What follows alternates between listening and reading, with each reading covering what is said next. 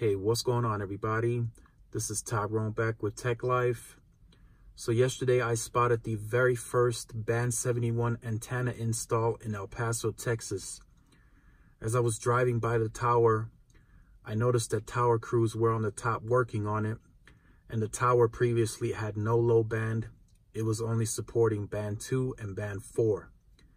So when I noticed the antenna being pulled up, I saw it was a lot wider and thicker, which I have seen in previous posts, this very similar antenna being installed in areas that have already band 71 live.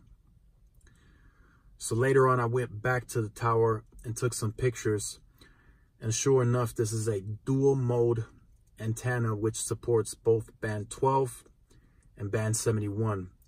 So band 71 has not been cleared yet in El Paso. So this is T-Mobile working ahead of schedule. So once it has been cleared, which I'm sure it's pretty soon, this will go live. So I think what T-Mobile is doing as they move into 19 and 20, as they get closer to the dates of the airwave being cleared, they start deploying the antennas. So once it is cleared, it's just a flip of a switch to turn it on.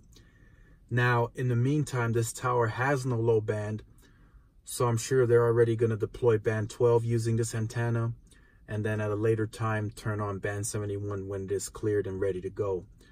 So I just wanted to inform you guys of this. I'm going to track the progress to let you guys know how fast this is being deployed and installed, so you guys maybe have an idea in your market, and it should be about similar timing. Of course, you know, landlords and permits do vary, but I can give you guys an idea of how quickly and how fast T-Mobile can deploy this within markets.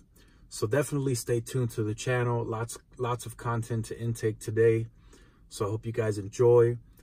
Make sure you hit the notification bell if you're new to the channel. Like, share, and subscribe. This is Tyrone with Tech Life, and I will see you guys in the next video. Peace.